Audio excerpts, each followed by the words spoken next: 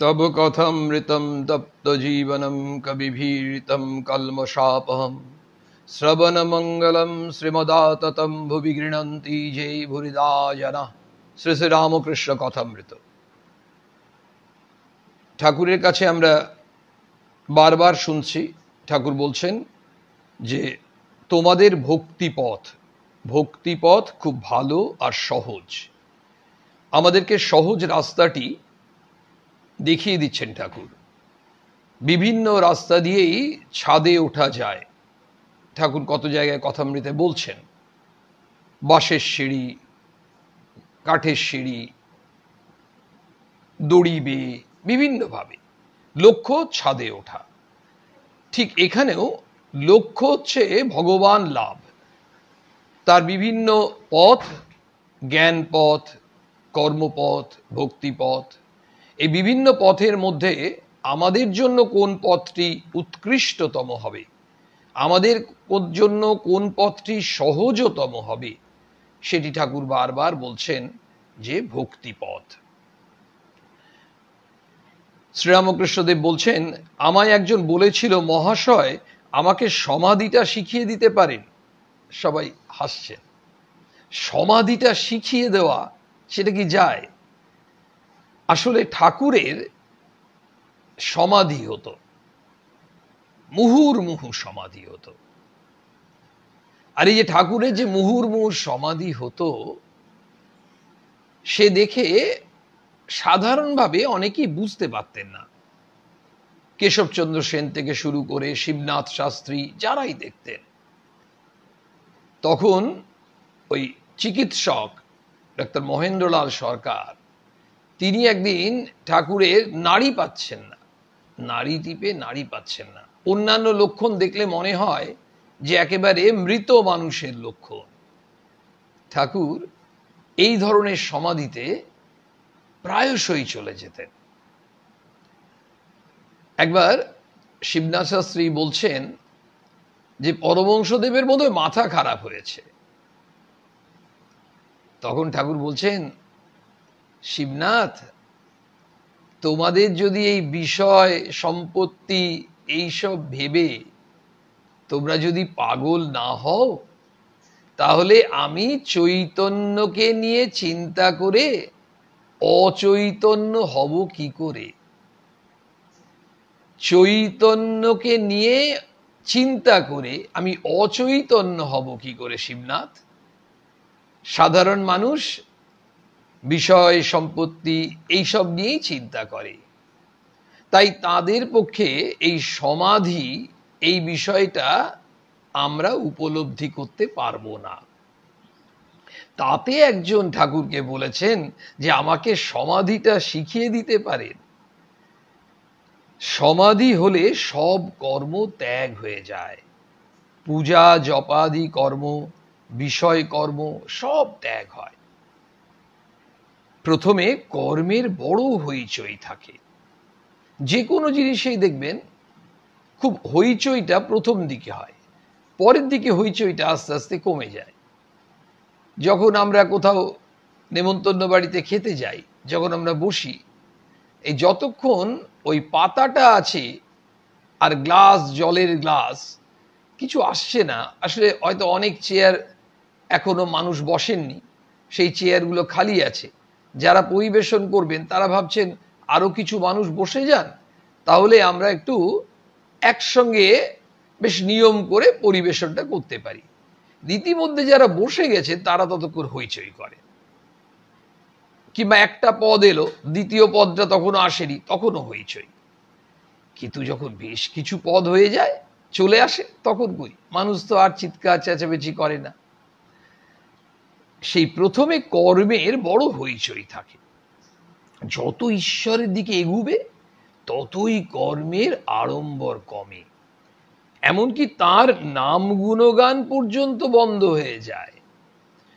আমাদের তো ঠাকুর বলছেন ঈশ্বরের নাম গুণগান করতে, তো বলছেন যখন মানুষ ঈশ্বরের দিকে পৌঁছে যায়, যত এগিয়ে যাবে তত দেখা যায় যে এইসব পুজো করছি, জপ করছি, ধ্যান করছি, বিভিন্ন নিয়ম পালন করছি, এগুলো যেন গৌণ হয়ে যায়।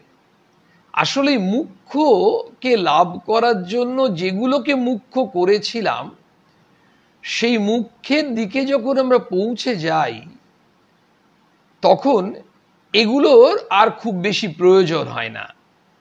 তখন এমনও হয়ে যায়, ঠাকুর বলছেন, ঈশ্বরের নাম গুণগান পর্যন্ত বন্ধ হয়ে যায়। শিবনাথের দিকে তাকিয়ে বলছেন, যতক্ষণ তুমি সভায় আসনি, তোমার নাম গুণকথা অনেক হয়েছে, যেই তুমি এসে পড়েছ অমনি সেসব কথা বন্ধ হয়ে গেল। মানে এতক্ষণ যেন আমাদের এটা সাধারণত সভাতেও হয়, কোনো একজন এসে পৌঁছননি, একজন প্রধান অতিথি ধরুন, ততক্ষণ তার সম্বন্ধে অনেক কথা হচ্ছে, আলোচনা হচ্ছে। কতক্ষণ? যতক্ষণ নয় প্রধান অতিথি এসে পৌঁছন। যেই তিনি এসে পৌঁছে যান, সে তিনি কোনো সন্ন্যাসী হন, কোনো মন্ত্রী হন, কোনো সাহিত্যিকই হন, সাংবাদিকই হন, যিনি প্রধান অতিথি, তিনি এসে পড়লে তখন যেন মানুষের আর তো তাকে নিয়ে আলোচনা করার কি দরকার, এবার তিনি এসে পড়েছেন। বলছেন তাই শিবনাথ শাস্ত্রীর দিকে তাকিয়ে, যেই তুমি এসে পড়েছো অমনি সেসব কথা বন্ধ হয়ে গেল। তখন তোমার দর্শনেতেই আনন্দ। তখন লোকে বলে, এই যে শিবনাথ বাবু এসেছেন, তোমার বিষয়ে অন্য সব কথা বন্ধ হয়ে যায়। আমরা দেখুন, এগুলো কিন্তু আমাদের দৈনন্দিন জীবনে আমরা সভা সমিতিতে তো যাই, অনুষ্ঠানে যাই, এগুলো বাস্তব না, আমাদের হয়ে থাকে না। আমরা যাকে নিয়ে আলোচনা করছিলাম, যে হয়তো কোনো সন্ন্যাসী আসবেন, অমুক মহারাজ আসবেন, কিংবা অমুক একজন সাহিত্যিক আসবেন, ততক্ষণ এই যে জায়গাটা, এই জায়গাটায় আমাদের কি হয়ে যায়, তখন আমাদের মনের মধ্যে কেমন আসে না, আমাদের মনের মধ্যে তখন চলে আসে যে আচ্ছা উনি কেমন, উনি কখন আসবেন, উনি কি বলবেন, শুনবো, ইত্যাদি ইত্যাদি হয়। আর যখন তিনি চলে আসেন, এসে পৌঁছে যান, তখন তো তাঁর দর্শনই হয়ে গেল। তখন তো আর সেসব নিয়ে আমরা আলোচনা করি না। দেখুন, ঠাকুর সেই কথাটি বলছেন, যখন শিবনাথ বাবু চলে আসছেন, বলছেন এই যে শিবনাথ বাবু এসেছেন, তো তোমার বিষয়ে অন্য সব কথা বন্ধ হয়ে যায়। আমার এই অবস্থার পরে ঠাকুর বলছেন, গঙ্গা জলে তর্পণ করতে গিয়ে দেখি যে হাতের আঙুলের ভিতর দিয়ে জল গলে পড়ে যাচ্ছে। তখন হলদারিকে কাঁদতে কাঁদতে জিজ্ঞাসা করলুম, দাদা এ কি হলো? হলদারি বললে, একে গলিত হস্ত বলে। ঈশ্বর দর্শনের পর তর্পণাদি কর্ম থাকে না। সংকীর্তন প্রথমে বলে, নিতাই আমার মাতা হাতি, নিতাই আমার মাতা হাতি। ভাব গাঢ় হলে শুধু বলে হাতি হাতি, তারপর কেবল হাতি এই কথাটি মুখে থাকে, শেষে হা বলতে বলতে ভাব সমাধি হয়। তখন সে ব্যক্তি এতক্ষণ কীর্তন করছিল চুপ হয়ে যায়। এই যে ভাব সমাধি হয় হা বলতে বলতে, ঠাকুরের এই নরেনের জন্য ঠাকুর অনেক সময় বলছেন না, আমার ভেতরটা কেমন করছে জানো, গামছা নিংড়োনোর মতো। এই গামছা নিংড়োনোর মতো কথাটা ঠাকুর অনেকবার ব্যবহার করছেন। নরেনকে যতক্ষণ দেখতে পাচ্ছেন না, তখন নরেন নরেন করে একেবারে ছটপট করছেন। আর যেই দূর থেকে নরেনকে দেখতে পেয়েছেন, ঠাকুর ওই নরেনের হাতির হার মতো ন বলতে বলতেই ঠাকুর সমাধিস্থ হয়ে যেতেন। এই এত ভালোবাসা। ঠাকুর সেজন্য বলছেন না, ভক্তিপথ কেন বলছেন, ভক্ত মানসিকতাটা একটু অন্য ধরনের হয়, যেটা সাধারণ মানুষ বুঝতে পারে না। কি ধরনের তফাৎ? সাধারণ মানুষ আমরাই তো ভক্ত, আবার আমরাই বুঝতে পারি না, কেমন হেয়ালি লাগছে। বিষয়টা এই ধরনের যারা সত্যিকারের ভক্ত হন তাদের একটা এই ধরনের ভক্তির ঐশ্বর্য আসে। এই ভক্তির ঐশ্বর্যটা কি? ভক্তির ঐশ্বর্য যেমন অনুরাগের ঐশ্বর্য আছে, ভক্তির ঐশ্বর্য হচ্ছে একটা ভাব, একটা বোধ। যে বোধ আমাদের বলে, আমাদের ভেতরে একটা অদ্ভুত বোধ বা চেতনা এনে দেয়। সেই চেতনাটা কি না, ভগবান তো আমার আপনার জন, আমি দুঃখেই থাকি আর সুখেই থাকি, তিনিই তো আমাকে রেখেছেন। এই যে বোধটি, এটি হচ্ছে ভক্তির ঐশ্বর্য। তার মানে সাধারণ মানুষ আমরা কি হয় দেখুন, যখন সংসারে ঘাত প্রতিঘাত আসে, বিপদ আসে, ঝঞ্ঝা আসে, দুর্দশাগ্রস্ত হই, শোচনীয় করুণ অবস্থায় আমরা পতিত হই, তখন আমাদের মানসিক অবস্থা এমন হয় আমরা খুব বিচলিত হয়ে পড়ি। আর যারা ভক্ত, যাদের মধ্যে ভক্তির ঐশ্বর্য আছে, তারা বলেন যে ভগবানই তো আমাকে দিয়েছেন আনন্দ, যেমন তিনি আমাকে দিয়েছেন, দুঃখও তিনি আমাকে দিয়েছেন। ফলে আমি দুঃখ পেলেও বিচলিত হব না, আনন্দেও আমি একেবারে বিহ্বল হয়ে যাব না। দুটোতেই আমি নিজে নির্বিকার থাকার চেষ্টা যদি করতে পারি, তাহলে আমার মধ্যে ঠিক ঠিক ওই ভক্তির ঐশ্বর্য আসছে। আমি সত্যিকারের ভক্ত হচ্ছি, তখন কিন্তু আমাদের মধ্যেও ওই দুঃখ বোধ আসে, কিন্তু সেই দুঃখটাকে আমরা একেবারে অদ্ভুতভাবে ভগবানের দান হিসেবে গ্রহণ করি। একেবারে মাথা পেতে, ভগবান তুমি আমাকে এটা কৃপা করে দিয়েছো, সেটি আমরা গ্রহণ করার মতো আমাদের সেই স্পিরিট, আমাদের সেই মানসিকতা জাগ্রত হয়। সেটি হচ্ছে ভক্তির ঐশ্বর্য। আমরা তখনই হব ভক্ত যতক্ষণ আমরা দুঃখে বিচলিত হয়ে পড়ি, কোনো একটি সমস্যা এলো আমরা দুশ্চিন্তাগ্রস্ত হয়ে পড়ি, আমরা ঠিকভাবে ভক্ত হতে পারিনি। কারণ ভক্ত মানে ভগবানের ওপর সম্পূর্ণ বিশ্বাস। এই বিশ্বাস যেটা করা, ঈশ্বর নির্ভরতা, সেই ঈশ্বর নির্ভরতা আমাদের মধ্যে যত আসবে, তত আমাদের ওই ভক্তির ঐশ্বর্যে আমরা সত্যিকারের ধনবান হব। সেই জন্য ঠাকুর বলছেন ওই যে ভাব সমাধি হয়ে যাচ্ছে। যেমন ব্রাহ্মণ ভোজনে প্রথমে খুব হইচই, ওই হইচইয়ের কথা হচ্ছিল, যখন সকলে পাতা সম্মুখে করে বসলে তখন অনেক হইচই কমে বসলো। আমরা একটু আগে একটা উদাহরণ এর কথা আলোচনা করছিলাম। ঠাকুর এমনি একটা উপমা সুন্দর করে আমাদের বুঝিয়ে দিচ্ছেন যে সকলে পাতা নিয়ে যখন বসে তখন অনেকে হইচই কমে গেল, যতক্ষণ পাতা বসে দেয়নি ততক্ষণ কিন্তু চিৎকার চেঁচামেচি। আসলে ঠাকুর যখনকার সময় বলছেন তখন এই ক্যাটারিং সিস্টেম ছিল না। আমাদেরও মনে পড়ে, আপনারাও অনেকেই মনে করতে পারছেন, একটা সময় কিন্তু ওই পাতা দেওয়া হতো লেবু, নুন আর সেই লম্বা লম্বা বেগুন ভাজা, আর লম্বা বেগুন ভাজার যুগ বোধহয় চলেই গেছে, দেখতে পাওয়া যায় না। তার সঙ্গে হয়তো দুটো লুচি এসে পড়লো।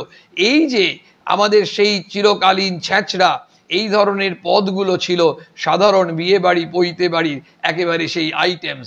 এখন আমরা কত রকম নাম শুনছি, যাই শুনি না কেন, এটা তো সত্য। যখন সকলে পাতা সম্মুখে করে বসলে, এবার পাতাটা পড়েছে, এবার খাবার আসবে, তখন অনেক হইচই কমে গেল। কেবল লুচি আনো লুচি আনো শব্দ হতে থাকে। আসলে তখন তো লুচিটাই তো কমন আইটেম ছিল। এখন নাই অনেক সময় এই ডাল পুরি, অমুক নান, কত সব কুলচা, কত কি হয়েছে, কিন্তু তখন আরে নেমন্তন্ন বাড়ি মানে লুচি খাবো। ঘটনা হচ্ছে লুচি আনো শব্দ হতে থাকে। তারপর যখন লুচি তরকারি খেতে আরম্ভ করে তখন 12 আনা শব্দ কমে গেছে। যখন দই এলো তখন সুপ সবাই হাসছে, শব্দ নাই বললেও হয়। খাবার পর নিদ্রা, তখন সব চুপ। দেখুন একেবারে ঠাকুর যেন পর পর কি সুন্দর, মানে আনন্দ পুরুষ শ্রীরামকৃষ্ণ তো, আমাদের ঠাকুরের কথা এত মিষ্টি লাগে যে আমরা কথা শুনছি, এত ঈশ্বরীয় প্রসঙ্গ শুনছি, কিন্তু কখনো যেন আমাদের একঘেয়েমি লাগে না। কারণ ভগবান আমাদেরকে অদ্ভুত অদ্ভুত জায়গায় নিয়ে যাচ্ছেন। হঠাৎ নেমন্তন্ন বাড়িতে নিয়ে যাচ্ছেন, হঠাৎ পুকুর পাড়ে নিয়ে যাচ্ছেন, হঠাৎ ওই বাহ্যে নিয়ে যাচ্ছেন, হঠাৎ গাছের তলায় নিয়ে যাচ্ছেন, কোথায় কোথায় ঠাকুর আমাদেরকে ঘুরিয়ে নিচ্ছেন। এই যে কখনো দক্ষিণেশ্বরে ওই কালীবাড়ির সামনে নিয়ে যাচ্ছেন, এই যে বিভিন্ন, কখনো গঙ্গায়, এই যে বিভিন্ন জায়গায় ঠাকুরের সঙ্গে আমরা বিচরণ করছি, ঠাকুর এখন আমাদের নেমন্তন্ন বাড়িতে নিয়ে গেছে, নিয়ে একেবারে পরিষ্কার নেমন্তন্ন বাড়ি বিবরণটা দিলেন। দেখুন শেষের দিকে তাই হতো, দই টই পড়ে যেত, তখন তো একদম শেষের দিকে আইটেম দই, এবার রসগোল্লা, তারপর শেষ হয়ে গেল। তো এই এখন দেখুন দইও কোথায়, প্রায় বেশিরভাগ জায়গায় দই উঠে গেছে। এখন তো দইটা যেন ব্যাকডেটেড, আইসক্রিম না হলে চলবে না। ব্যাপারটা এই ধরনের যে যাই হোক না কেন, অর্থাৎ দই বা আইসক্রিম মানে শেষের দিকে। বলছেন দই যখন এলো তখন সুপ সুপ, তখন শব্দ নাই বললেও হয়, খাবার পরে নিদ্রা, তখন সব চুপ। তাই বলছি, ঠাকুর বলছেন তাই বলছি, প্রথম প্রথম কর্মের খুব হইচই থাকে। মানে যখন প্রথম হয় সব জিনিসেই দেখবেন, সব জিনিসেই প্রথমটাতে খুব হইচই, তারপর আস্তে আস্তে হইচইটা একটু কমে, তারপর আরো কমে। ঈশ্বরের পথে যত এগুবে ততই কর্ম কমবে, শেষে কর্মত্যাগ আর সমাধি। মানে আমরা ভগবানের দিকে এগোনো মানে কি, ঠাকুর যেটা বলছেন যে তুমি এই যে ঈশ্বর লাভের পথে এগোচ্ছ বা ঈশ্বরের দিকে এগোচ্ছ, তার তো অনেক রকম পরীক্ষা, অনেক রকম লক্ষণ ঠাকুর বলেছেন, ঈশ্বর লাভের লক্ষণ, সেগুলো আমরা কথামৃতে আগে পেয়েছি। এই যে বালক বধ, উন্মাদ বধ, পিশাচ বধ, তাহলে আমাদের আস্তে আস্তে যে আমাদের ওই লক্ষণগুলো দেখা যাচ্ছে কিনা, মানে আমাদের যেন দেখবেন কিছু কিছু ক্ষেত্রে মনে হয় যে আমরা একটু নির্বিকার থাকছি, হয়তো অনেকে ঠিক ব্যাপারটা বুঝতে পারবে না, কারণ নির্বিকার থাকছে বলছে মানে এই মানুষটার কোনো অদ্ভুত কোনো রকম রিয়াকশন নেই, তার বাড়িতে একটা এত বড় ঘটনা, আনন্দের ঘটনা ঘটে গেল, তার কোনো উত্তেজনা নেই। আবার হয়তো কারো বাড়িতে একটা অঘটন ঘটে গেল, তার মধ্যে কোনো দুঃখের ছাপ নেই। আসলে লোকে কেন বুঝবে বা কি করে বুঝবে? সাধারণভাবে সাধারণ মানুষের তো এগুলোতে একটা রিয়াকশন হবে। ইনি অসাধারণ নয়, ইনি কি হয়েছেন না, ইনি একটু ভক্তির পথে গিয়েছেন, যে পথটি ঠাকুর দেখাচ্ছেন, ওই যে আলোটি দেখিয়েছেন, যারা ওই ভক্তির ঐশ্বর্য লাভ করছেন তাদের মধ্যেই পরিবর্তনগুলো আসবে, তাদের মধ্যে একটু ত্যাগ আসবে, প্রেম আসবে, উদারতা আসবে, নিঃস্বার্থপরতা আসবে, পবিত্রতা আসবে, মঙ্গল চিন্তা আসবে। এই যে জায়গাগুলো আসছে দেখবেন তাদের মনের মধ্যে যেন কল্যাণ চিন্তা ছাড়া অকল্যাণ চিন্তা আসতেই পারবে না। আসলেও ওই যেমন আমরা হয়তো একটা গায়ে মশা বসলো, আমরা একটু মেরে দেওয়ার চেষ্টা করি বা তাড়িয়ে দেওয়ার চেষ্টা করি, মাছি বসলে, কোনো পোকা বসলে খাবারে আমরা তাড়িয়ে দিই, ঠিক আমাদের মনের মধ্যে যেন ওই চিন্তাগুলো আসতে যাচ্ছে, আমরা ওই মশা মাছি পোকার মতো ওগুলোকে তাড়িয়ে দেওয়ার চেষ্টা করছি, যদি আমরা সত্যিকারে ওই ভক্ত হতে পারি। তো ঠাকুর তাই বলছেন যে গৃহস্থের বউ অন্তঃসত্ত্বা হলে শাশুড়ি কর্ম কমিয়ে দেয়, 10 মাসে কর্ম প্রায় করতে হয় না, ছেলে হলে একেবারে কর্মত্যাগ, মা ছেলেটি নিয়ে কেবল নাড়াচাড়া করে, ঘরকন্যার কাজ শাশুড়ি ননদ যা এরা সব করে। এটাই তো সংসারে হয়ে থাকে। সেই ঠাকুর সাংসারিক একটি উপমা দিলেন, যে প্রত্যেকটি কিন্তু এই উপমাগুলি ওর সঙ্গে প্রাসঙ্গিক, যে কথাটি ঠাকুর বললেন। ঠাকুর বলছেন সমাধিস্থ হবার পর প্রায় শরীর থাকে না, কারু কারু লোকশিক্ষার জন্য শরীর থাকে, যেমন নারদাদির আর চৈতন্যদেবের মতো অবতারদের। কূপ খোঁড়া হয়ে গেলে কেহ কেউ ঝুড়ি কোদাল বিদায় করে দেয়, কেউ কেউ রেখে দেয়, ভাবে যদি পাড়ার কারুর দরকার হয়। এখানেও কিন্তু উপমা। দেখুন একটা কুয়ো খোঁড়া হয়ে গেল, তো যতক্ষণ কুয়োটা খোঁড়া হয়নি ততক্ষণ তো ঝুড়ি লাগবে, কোদাল লাগবে, স্বাভাবিক। তো বলছেন কিছু কিছু মানুষ আছেন যে যারা ওই যখন কুয়োটা খোঁড়া হয়ে গেল তখন ঝুড়ি কোদাল বলছে এগুলোর দরকার নেই, এগুলোকে এবার দূরে সরিয়ে দাও। আর কেউ কেউ ভাবে না না, পাড়াতেই যদি আবার কারো দরকার হয়, তার মানে এই পরের যারা তারা কিন্তু অন্যের কথা ভাবছেন, আর আগের যারা তারা কিন্তু অন্যের কথা ভাবছেন না, ভাবছেন আমার কুয়োটা তো খোঁড়া হয়ে গেল, তো আমার তো আর ঝুড়ি কোদাল লাগবে না, আমি তো আবার একটা কুয়ো খুঁড়বো না, তাহলে আমি আর ঝুড়ি কোদালগুলোকে বোঝা করে করবোটা কি। আর দ্বিতীয় শ্রেণীর মানুষ তারা বলছেন যে তারা কুয়োটা খোঁড়া হলো, তো তারপর ভাবছে আচ্ছা অন্য কেউ তো কুয়ো খুঁড়তে পারে, ওদেরও তো ঝুড়ির দরকার হবে, কোদালের দরকার হবে, তাহলে ওদের দরকার হলে আমার এই ঝুড়ি কোদালটা তো কাজে লাগবে। তার মানে আরো একজনের কথা ভাবছে। এখান থেকেই কথা উঠে আসে স্বার্থপরতা, নিঃস্বার্থপরতা। ঠাকুর কি বলছেন, এরূপ মহাপুরুষ জীবের দুঃখে কাতর। আমরা নিশ্চয়ই অনুভব করতে পারছি দুই শ্রেণীর মধ্যে কার কথা ঠাকুর বলছেন। এরা স্বার্থপর নয়, যে আপনাদের জ্ঞান হলেই হলো। এই যে যারা নিঃস্বার্থপর মানুষ, তারা শুধু নিজের জ্ঞান হলে কিন্তু তাদের আনন্দ নয়, অন্যের জ্ঞান হোক, অন্যের কল্যাণ হোক। আমাদের এই যে পাঠচক্রে দেখুন এত সুন্দরভাবে অন্ডাল বিবেকানন্দ ভাব প্রচার সোসাইটির উদ্যোগে যে পাঠচক্র চলছে বেশ কয়েক মাস ধরে, তো সারা ভারতবর্ষের বিভিন্ন প্রান্তের ভক্তরা কিন্তু এই ঠাকুর মা স্বামীজির কথা শুনছেন। পরে অনেকের সঙ্গেই কথা হচ্ছে, কত ভক্ত কত রকম ভাবে তাদের ভাব প্রকাশ করছেন, আনন্দ প্রকাশ করছেন। তার মানে আমরা যদি এটা এইভাবে ভাবতাম যে আজকে অনলাইন ক্লাস না হলে অবশ্য এটা হতো না, এটা ঘটনা, কিন্তু এর ফলে একটা তো আনন্দ আমাদের হচ্ছে যে ঠাকুরের কথা চারিদিকে মানুষ শুনছে। আমরা ওই স্বার্থপরের মতো শুধু নিজেরা শুনবো আর নিজেরা সেই স্বাদটা পাবো, আনন্দ পাবো। দেখুন এখন আনন্দটা বেশি বাড়ছে, শুধু ঠাকুরের কথা শোনা আনন্দ তো আনন্দ হবেই, তার সঙ্গে আরো অনেক মানুষ শুনছে। একজন ভক্ত বলছেন, সেদিন খুব ভালো লাগলো, তিনি বলছেন যে তিনি ধরুন ওয়েস্ট বেঙ্গলে বাইরে থাকেন, সেখানে অনেক অবাঙালি ভক্ত আছেন। বলছেন আমাদের ঠাকুর মা তারা তো শুধু ওই আমাদের পশ্চিমবঙ্গের মানুষের জন্য হলে হবে না, তাদের জন্য তো, মানে অর্থাৎ তিনি তার বক্তব্যের বিষয়বস্তু ছিল এই বা জিস্ট ছিল যে আমরা ওখানে ওনারা হিন্দিতেও এই আলোচনা করেন, প্রবচন, এটা অনেক জায়গায় হয়, আমাদের ঝাড়খণ্ড বিহার অনেক জায়গায়। কেন?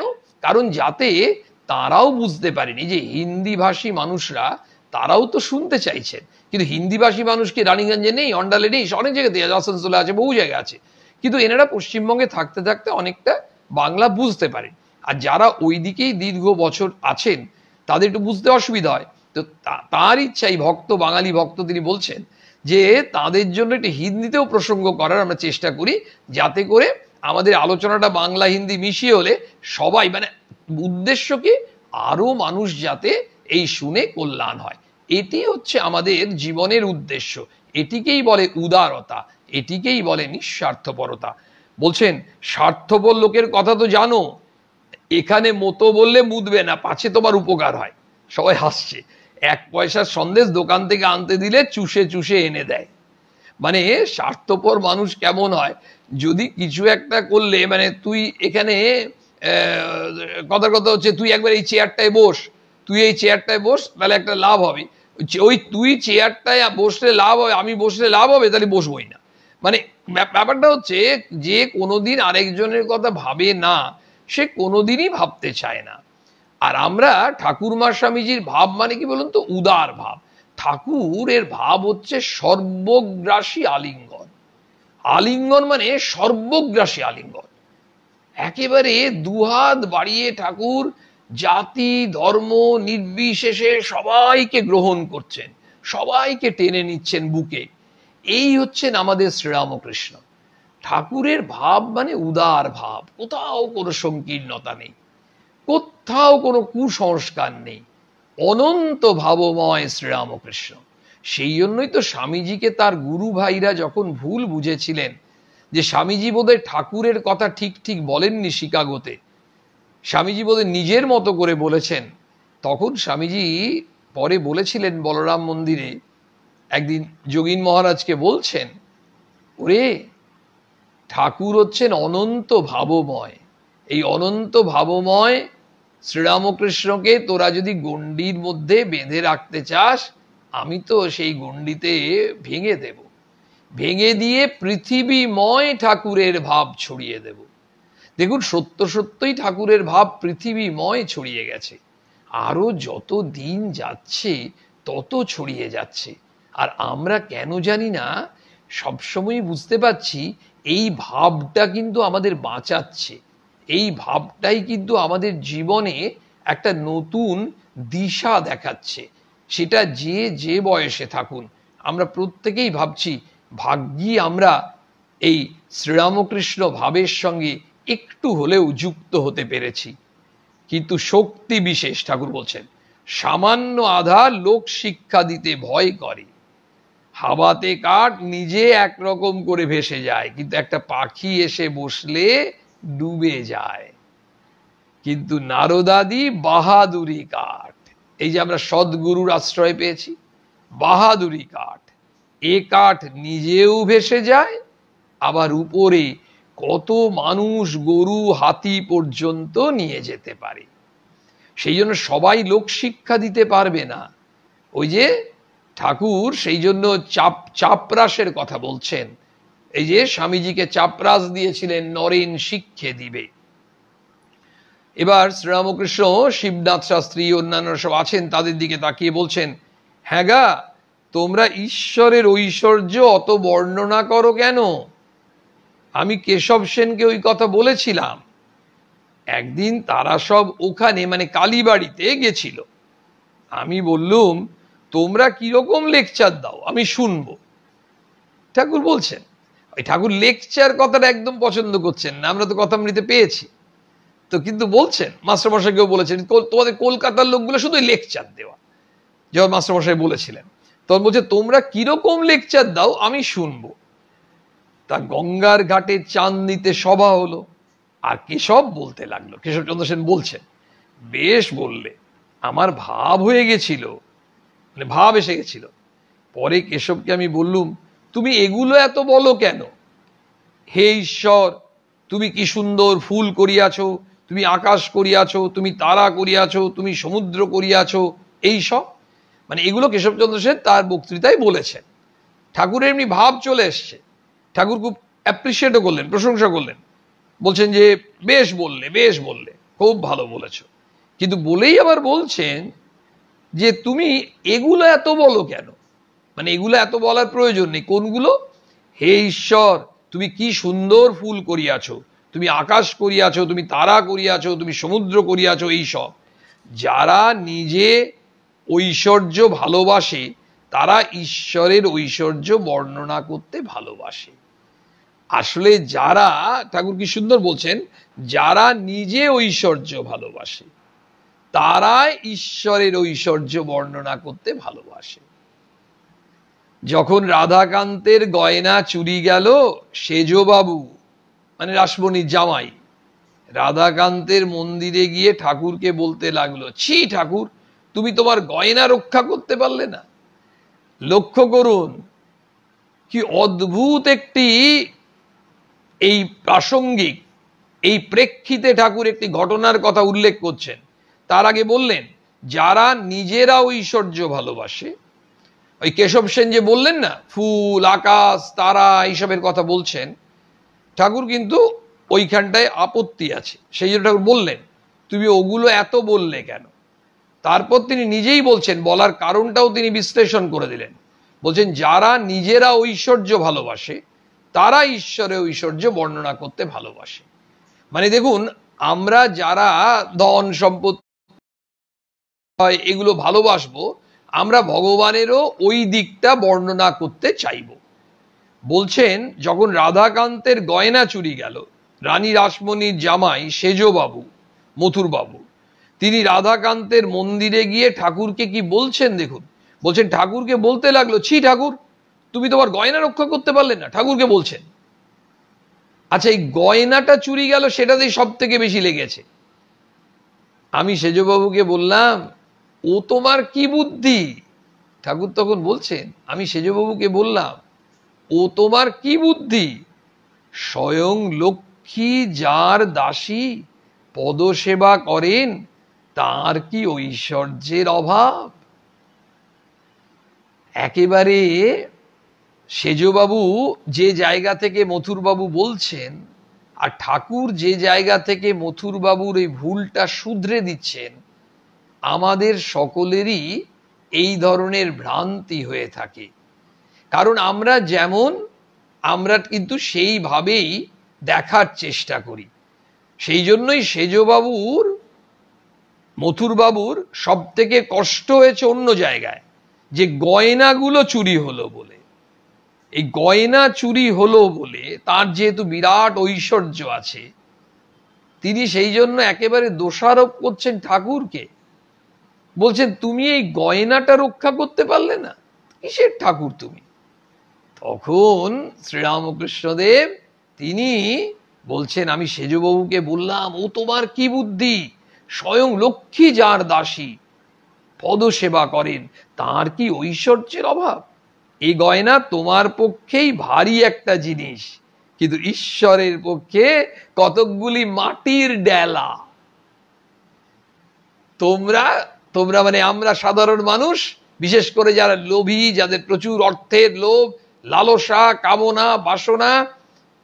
আমরা যদি কোথাও কোনোদিন এমন হয়, কোনো মন্দিরে এই ধরনের এমন থাকেই তো, যে সেই মন্দিরে হয়তো কোনো একটি গয়না চুরি গেল, এবং সেই গয়নাটি যদি আজকে আমাদের মতো ভক্তরা কেউ দিয়ে থাকেন, তাহলে আমরা বলবো যে আমরা তো দিলাম, আর সেটি সেই দেবতা বা দেবী, ভগবান বা ভগবতী তিনি রক্ষা করতে পারলেন না। চোর এসে চুরি করে নিয়ে চলে গেল মন্দির থেকে, তাহলে আমাদের বাড়ি থেকে তো নিয়ে যাবেই। কিন্তু ওই যে ঠাকুর বলে দিলেন, আমাদের মনে হয় এই অহংকার এবার চূর্ণ হবে। আমাদের যদি কখনো এমনি ভাবনা হয়, এই ঘটনাটা মনে করব। ঠাকুর সেজবাবুকে, মথুরবাবুকে বুঝিয়ে দিয়েছিলেন, এ গয়না তোমার পক্ষেই ভারী একটা জিনিস, খুব গুরুত্বপূর্ণ জিনিস, খুব ইম্পর্টেন্ট, কিন্তু ঈশ্বরের পক্ষে কতগুলি মাটির ডেলা। ছি, অমন হীন বুদ্ধির কথা বলতে নেই। ঠাকুর খুব কষ্ট পেয়েছেন, খুব কষ্ট পেয়েছেন। বলছেন অমন হীন বুদ্ধির কথা বলতে নেই, এটাকে বলে হীন বুদ্ধি। এই যে হতে পারি দীন তবু নহি মোরা হীন, আমাদের হীন বুদ্ধির কাজ করি আমরা অনেক সময়। আমরা ভগবানের ঐশ্বর্যের কথা ভাবি।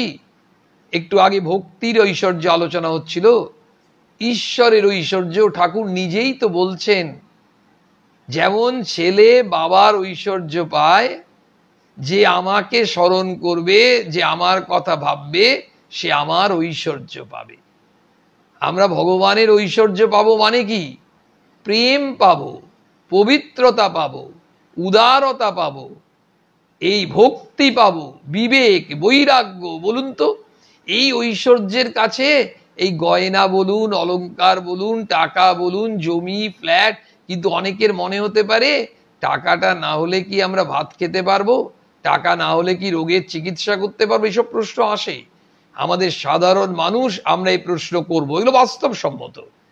কিন্তু আমাদেরকে যখন ঈশ্বর লাভের পথে এগোতে হবে, তখন এগুলো আমাদের কাছে গৌণ হবে। মুখ্য হবে ওই বিবেক, মুখ্য হবে ভক্তি, শরণাগতি, বিশ্বাস, বৈরাগ্য, ভালোবাসা, প্রেম, উদারতা। এগুলো যখন আসবে, নির্বাসনা, তখন আমাদের এসবগুলো কিছু মনে হবে না। আমরা হয়তো মাটির ডেলা ভাবতে পারবো না, এগুলো আমাদের পক্ষে অভিনয় হবে। ঠাকুর বলছেন টাকা মাটি, মাটি টাকা বলে গঙ্গার জলে ছুড়ে দিচ্ছেন। আমাদের যদি করতে যাই, এগুলো নাটক হবে, অভিনয় হবে। ঠাকুর কোথাও বলেননি তো করতে, কোথাও তো আমাদের অনুকরণ করার প্রয়োজন নেই। শ্রীরামকৃষ্ণ দেব করতে পারেন, মাকে বলতে পারেন তুই দেখা দিবিনি, রামপ্রসাদ দেখা পেল আমি পাবো না। খাঁড়া নিয়ে নিজেকে মারতে যাচ্ছেন, নিজে কিছুটা গ্রহণ করে আবার সেই উচ্ছিষ্টটি মাকে খাওয়াচ্ছেন। নিজের চরণে ফুল দিলেন, আবার সেখান থেকে তুলে মায়ের চরণে দিচ্ছেন। এটা শ্রীরামকৃষ্ণ পারেন। কিন্তু কেন? তিনি যে সত্যিকারের ভক্ত, এই হচ্ছে ভক্তি। ওই ভক্তি ঠাকুরের ভক্তি এক্সট্রিম। আমাদেরও ওই ভক্তি যত আসবে, আমরা ওই ঠাকুরের মতো আচরণ করব না বা করতে পারবো না, হওয়াটাও অস্বাভাবিক, এবং এগুলো আমাদের পক্ষে ভাবাটাও দরকার নেই। কিন্তু ভক্তি মানে আমাদের মনে বিশ্বাস আসবে যে আমি ঈশ্বরের চরণে ভক্তি রেখেছি, আমি ঈশ্বর নির্ভর, তিনি যা দেবেন সেটাই আমি গ্রহণ করব আনন্দের সঙ্গে। এমন নয় যে আমি শুধু আনন্দ সময়টা, সুসময়টা গ্রহণ করব, দুঃসময় নেব না, সেটা হবে না। সেটাও জানবো ভগবানের দান। মাও তো বলছেন দুঃখ সে তো ভগবানের দয়ার দান। আমরা এটা বুঝতে পারি না। মা ঠাকুরের কাছে তো আমরা শিখছি, বোঝার চেষ্টা করি না। অনেক তো বুঝলাম, পড়াশোনা অনেক কিছু হলো, এটা একটু উপলব্ধি করি, জীবনটা পাল্টে যাবে আমাদের। একটা নতুন জীবন আমরা পাবো। আর এই জীবনটা পেলে কত শান্তি বলুন তো, যে শান্তির জন্য আমরা ছটফট করছি, একেবারে তৃষ্ণার্তের মতো, যেমন তৃষ্ণার্ত জলের জন্য ছটফট করে। বলছেন অমন হীন বুদ্ধির কথা বলতে নাই, কি ঐশ্বর্য তুমি তাকে দিতে পারো। তাই বলি, যাকে নিয়ে আনন্দ হয় তাকেই লোকে চায়। তার বাড়ি কোথায়, কখানা বাড়ি, কটা বাগান, কত ধনজন, দাস দাসী, এ খবরে কাজ কি? তুমি তাকে চাইছো, মানে আম বাগানের মালিককে চাইছো, না তার কটা আম বাগান আছে চাইছো? একজন ওই বাবুকে চাইছো, না তার কটা বাগান বাড়ি আছে, কটা বসত বাড়ি আছে, ককাঠা কবিঘা জমি আছে, সেটা জানতে চাইছো? ঠাকুর বলতে চাইছেন যে আমরা এই সবগুলো দেখি আর আমরা মোহিত হয়ে যাই, কিন্তু এই সবের যার সৃষ্টি, যার সব, তাকে আমরা কোথায় চাই? তাকে কি আমরা চাই? বলছেন তাকে তুমি কি ঐশ্বর্য তুমি তাকে দিতে পারো? আমাদের ভগবানকে দেওয়ার কি আছে? ওই যে মা বলছেন, দুফোঁটা চোখের জল শুধু ওইটুকুই তোমার, ওইটুকুই তুমি ভগবানকে দিতে পারো, বাকি তো তোমার কিছু নয়, তারই জিনিস, তুমি তাকে আবার দাও। আমরা সেটা বুঝি না। আমরা ভাবি আমরা ঠাকুরের কামার পুকুরে একটি খুব দামি শাল নিয়ে মহারাজকে দিয়ে এলাম, শীতের দিনে কোনো একদিন ঠাকুরের গায়ে দিতে, ঠাকুরের ঠান্ডা লাগবে, এই গরম শালটি নিলে ঠাকুরের ঠান্ডা বোধ কম হবে, তাহলে আমি ঠাকুরকে দিয়ে এলাম, এই বোধটি হচ্ছে অহংকার। তোমারই জিনিস তোমাকে দিতে পেরে আমি ধন্য হলাম, এটি হচ্ছে সেই ভক্তের লক্ষণ। এটি আমাদের মধ্যে ঠাকুর আনতে চাইছেন। বলছেন নরেন্দ্রকে যখন দেখি তখন আমি সব ভুলে যাই। ওই যে ন ন ন, তার কোথা বাড়ি, তার বাবা কি করে, তার কটি ভাই, এসব কথা একদিন ভুলেও জিজ্ঞাসা করি না। শুধু নরেনকে চাইছি আমি। নরেনের বাবা কি করে জেনে আমার লাভ কি? নরেনের বাড়ি কোথায়, কটা ঘর আছে, কটা ভাই আছে, বা অন্যান্য কিছু, আমি তো কিছুই জানতে চাইনি। ওই যে নরেনকে এত ভালোবাসছেন, ওই ভালোবাসা তোমাকে ভগবানকে বাসার চেষ্টা করতে হবে। তখন তোমার আর কিছু দরকার নেই। তুমি ভগবানের কি ঐশ্বর্য আছে তোমার জানার দরকার নেই, তুমি শুধু ভালোবাসো। ঈশ্বরের মাধুর্য রসে ডুবে যাও, ঈশ্বরের মাধুর্য রসে ডুবে যাও, বিভোর হয়ে যাও। যখন তুমি বিভোর হয়ে যাবে, বুঁদ হয়ে যাওয়া, আমার তো মনে হচ্ছে, আমার ক্ষুদ্র বুদ্ধিতে আপনারা আমায় ক্ষমা করবেন, আমার মনে হচ্ছে এই কথা বলতে বলতে ঠাকুর আমাদেরকে যেন সেই বুঁদ করে দিয়েছেন। কথামৃত পাঠে ঠাকুরের অমৃত কথা শুনতে শুনতে আমরা যেন ডুবে যাই। আমরা আবার সংসারের কাজে যাই, অফিস করি, বাজার দোকান করব, সব কিছু করব, কিন্তু এই অমৃত কথা আমরা যখন শোনার সুযোগ পাই তখনই শুনব। কারণ এ থেকে আমাদের মনে ওই মানসিক যে হীনতা, সংকীর্ণতা, মলিনতা, এগুলো ভগবানই আমাদের কখন চোখ দিয়ে জল বেরোবে ওগুলো ধুয়ে যাবে। আমরা আরো ভগবানের কাছে যাব, আরো ভগবান আমার আপনার জন হবে। যেমন মাতাল নেশায় বুঁদ হয়ে থাকে, নেশা করে বুঁদ হয়ে পড়ে থাকে, আমরাও কিছুক্ষণ এই নেশায় বুঁদ হয়ে থাকি। বলছেন তার অনন্ত সৃষ্টি, অনন্ত ঐশ্বর্য, অত খবরে আমাদের কাজ কি? আবার সেই গন্ধর্ব নিন্দিত কণ্ঠে সেই মধুরিমাপূর্ণ গান, ডুব ডুব ডুব রূপ সাগরে আমার মন, তলাতল পাতাল খুঁজলে পাবি রে প্রেম রত্ন ধন, খুঁজ খুঁজ খুঁজ খুঁজলে পাবি হৃদয় মাঝে বৃন্দাবন, দীপ দীপ দীপ জ্ঞানের বাতি জ্বলবে হৃদয়ে অনুক্ষণ, ড্যাং ড্যাং ড্যাং ডাঙায় ডিঙে চালায় আবার সে কোন জন, কবির বলে শোন শোন শোন ভাব গুরুর শ্রীচরণ, সম্পদ তব শ্রীপদ ভব গোষ্পদ বারি যথায়, সম্পদ তব শ্রীপদ, তোমার শ্রীচরণই হচ্ছে সম্পদ। তোমার চরণ যুগল যেন আমার জীবনের সার হয় ঠাকুর, এই প্রার্থনাই আমরা নিরন্তর যেন করি। আমরা অনেক আনন্দে থাকব। যে দুঃখ, যে কষ্ট, সেগুলো কোথায় উধাও হয়ে যাবে। সেই দুঃখ আসবে, কিন্তু দুঃখের মধ্যেও যেন আমরা অবিচল থাকতে শিখব। সম্পদ তব শ্রীপদ। সেই জন্য বললেন, ডুব ডুব ডুব রূপসাগরে আমার মন। খুঁজ খুঁজ খুঁজ, খুঁজলে পাবি হৃদয় মাঝে বৃন্দাবন। ওরে হৃদয়ের মধ্যেই তো আছে, হৃদয় মন্দিরেই তো ভগবান বিরাজ করেন। ভক্তের হৃদয় ভগবানের বৈঠকখানা, ঠাকুর স্বয়ং বলছেন। আর দীপ দীপ দীপ জ্ঞানের বাতি জ্বলবে হৃদয়ে অনুক্ষণ, হৃদয়ে জ্বলবে। আর তখন আমরা ভাবব ওই গুরুর শ্রীচরণ। তবে দর্শনের পরে ভক্তের স্বাদ হয় তার লীলা কি দেখি। রামচন্দ্র রাবণ বধের পর রাক্ষসপুরী প্রবেশ করলেন। বুড়ি নিকষা দৌড়ে পালাতে লাগলো। লক্ষ্মণ বললেন, রাম এ কি বলুন দেখি, এই নিকষা এত বুড়ি, কত পুত্র শোক পেয়েছে, তার এত প্রাণের ভয় পালাচ্ছে। রামচন্দ্র নিকষাকে অভয় দান করে সম্মুখে আনিয়ে জিজ্ঞাসা করাতে নিকষা বললে, রাম এতদিন বেঁচে আছি বলে তোমার এত লীলা দেখলাম, তাই আরো বাঁচবার স্বাদ আছে, তোমার আরো কত লীলা দেখব। সবাই হাসছে।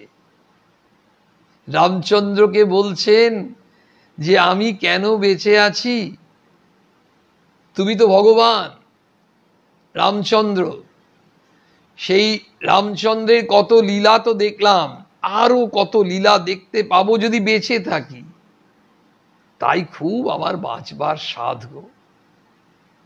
এবার ঠাকুর শিবনাথ শাস্ত্রী সব বসে আছেন, তাদের দিকে তাকিয়ে বলছেন, এবার শিবনাথের দিকে তাকিয়ে বলছেন, শিবনাথ শাস্ত্রীর দিকে, তোমাকে দেখতে ইচ্ছে করে, শুদ্ধাত্মাদের না দেখলে কি নিয়ে থাকবো, শুদ্ধাত্মাদের পূর্বজন্মের বন্ধু বলে বোধ হয়। একজন ব্রহ্মভক্ত এবার জিজ্ঞেস করছেন, মহাশয় আপনি জন্মান্তর মানেন? এই যে শিবনাথ শাস্ত্রীকে বলছেন তোমাকে দেখতে ইচ্ছে করে, শুদ্ধাত্মাদের না দেখলে কি নিয়ে থাকব, এবং শুদ্ধাত্মাদের কি বলে মনে হয়, ঠাকুর বলছেন পূর্বজন্মের বন্ধু। এই পূর্বজন্ম কথাটি যখন এলো, তখনই কিন্তু একজন ব্রাহ্মভক্ত সঙ্গে সঙ্গে জিজ্ঞাসা করছেন ঠাকুরকে, আপনি জন্মান্তর মানেন? আমাদের অনেকের মনেই প্রশ্ন, জন্মান্তর বলে কিছু আছে? মা বলছেন প্রারব্ধ কর্মফল ভোগ করতে হয়। এই যে পূর্ব জন্ম, এই আমরা যে বিভিন্ন কর্মে ফল থাকে, সেগুলো আমাদের হয়তো ভোগ করা বাকি আছে, সেও ভোগ করতে হয়। যেন ঠাকুর এই পূর্বজন্মের কথাটি ব্রাহ্মভক্ত যেন ওটা ক্যাচ করে নিয়েছেন, ধরে নিয়েছেন, ধরে পরবর্তী প্রশ্ন। কিন্তু একটি জিনিস ঠাকুরের কাছে শুনলাম, শিবনাথ শাস্ত্রীকে বলছেন তোমাকে দেখতে ইচ্ছে করে। ভগবান ভক্তের সম্পর্ক এই ধরনের, যেমন ভগবান ভক্তকে দেখতে চান, ভক্ত ভগবানকে যেমন চান, ভগবানও ভক্তকে চান। শ্রীরামকৃষ্ণ বলুন, যীশুখ্রিস্ট বলুন, চৈতন্য মহাপ্রভু বলুন, যে কেউ জীবনগুলো যখন আমরা একটুও যদি পড়ি, দেখব তারা কারো না কারোর জন্য যেন ছটফট করছেন। ঠিক ভক্ত যেমন ভগবানকে চান। এই জন্মান্তর নিয়ে যখন প্রশ্ন এলো, তখন ঠাকুর কি উত্তর দিচ্ছেন? বলছেন, হ্যাঁ আমি শুনেছি জন্মান্তর আছে। কোথাও ঠাকুরকে কেউ জিজ্ঞেস করেছেন ভগবানকে দেখা যায়? বলছেন হ্যাঁ দেখা যায়। বলেননি হ্যাঁ শুনেছি দেখা যায়, বলছেন হ্যাঁ দেখা যায়। আবার কাউকে বলছেন তোমাকে দেখাতেও পারি। কিন্তু এই প্রশ্নের উত্তরটায় ঠাকুরের কাছে আমরা শুনতে পাচ্ছি, তিনি বলছেন হ্যাঁ আমি শুনেছি জন্মান্তর আছে। বলেননি কিন্তু হ্যাঁ জন্মান্তর আছে। মাঝে একটি কথা, দুটি শব্দ ব্যবহার করলেন, আমি শুনেছি। ঈশ্বরের কার্য আমরা ক্ষুদ্র বুদ্ধিতে কি বুঝবো? আসলে ঠাকুর আমাদের সাধারণ মানুষকে এটা বোঝাতে চাইছেন, আমাদের যেটুকু মনে হচ্ছে, যে আমরা সাধারণ মানুষ অনেক সময় ভগবানের লীলা বুঝতে চেষ্টা করি। ঈশ্বর অনন্ত, ঈশ্বর অসীম। এই অসীম অনন্তকে বুঝতে চাওয়ার চেষ্টা করাটাও নিরর্থক। এটা আমাদের ব্যর্থ প্রয়াস। আমরা বুঝতে চাইবই বা কেন? কারণ আমরা পারবও না। অসীম সম্বন্ধে আমরা কোনো ধারণা করতে পারবো না, অনন্ত সম্বন্ধে আমরা কোনো ধারণা করতে পারবো না। তাই বলছেন আমরা ক্ষুদ্র বুদ্ধিতে কি বুঝবো? অনেকে বলে গেছে তাই অবিশ্বাস করতে পারি না। এরপরে এই প্রশ্নের উত্তরটিতে ঠাকুর আরো আমাদেরকে এগিয়ে নিয়ে যাবেন, তার জন্য আমরা একটু অপেক্ষায় থাকলাম। আগামী সপ্তাহে আমরা এই জন্মান্তরের জায়গা থেকে আবার আলোচনা করার চেষ্টা করব, পাঠ করার। ঠাকুরকে প্রার্থনা করব ঠাকুর অসীম করুণা করে আমাদের যা বুঝিয়ে দেবেন আমরা সেটুকু বোঝার চেষ্টা করব মাত্র। আপনাদেরকে হয়তো অনেকেই আপনারা দেখতে পেয়েছেন গত রবিবার মানে 20 তারিখ ছিল সেপ্টেম্বর মাসে, সেদিন মাতৃপ্রসঙ্গ হয়নি একটি বিশেষ কারণে। পরম পূজনীয় শ্রীমৎ স্বামী বলভদ্রানন্দজি মহারাজ ভক্তদের, যুবক যুবতীদের অনেকের ঐকান্তিক অনুরোধে তিনি অত্যন্ত ব্যস্ততার মধ্যে অন্ডাল বিবেকানন্দ ভাব প্রচার সোসাইটির উদ্যোগে যে চলে এই অনুষ্ঠান, পূজ্যপাদ মহারাজ জানেন সবই। তিনি একদিন সময় দিয়েছিলেন, সেদিন যে আলোচনাটা তিনি করেছিলেন সেটি ওই রবিবারই 5টা থেকে হয়েছিল এবং সেটি ইউটিউবে আশা করা যায় আগামীকালের মধ্যে আমরা পেয়ে যাব। এবং ইউটিউবে আপনারা, বিনম্র অনুরোধ আপনাদের কাছে, আপনারা যেমন সাবস্ক্রাইব করেছেন অন্যরাও করুন, আপনাদের করতে বলুন, অনুরোধ করুন। এই যেমন পূজনীয় শ্রীমৎ স্বামী বলভদ্রানন্দজি মহারাজ বললেন, যেমন আমরা সঙ্গীত পরিবেশন হয়েছে স্বামী একচিত্তানন্দ মহারাজের কাছ থেকে, কণ্ঠ থেকে সঙ্গীত, চণ্ডী পাঠ, তেমনি আরো অন্যান্য সন্ন্যাসীরাও কখনো পাঠ, গান ইত্যাদি করবেন আগামী দিনে, এই আশা রাখতে পারি। আপনারা সবাই এগুলো শুনতে পাবেন। শুনুন, আরো আমরা ঋদ্ধ হই, সমৃদ্ধ হই এবং এক অর্থে ওই সাধু সঙ্গর স্বাদও পাবো। সকলকে প্রণাম শ্রদ্ধা জানাই। ওং নিরঞ্জনম নিত্যম অনন্ত রূপং ভক্তানুকম্পাধৃত বিগ্রহং বৈ ঈশাবতরং পরমেশমিড্ডং তং রামকৃষ্ণং শিরসা নমামঃ।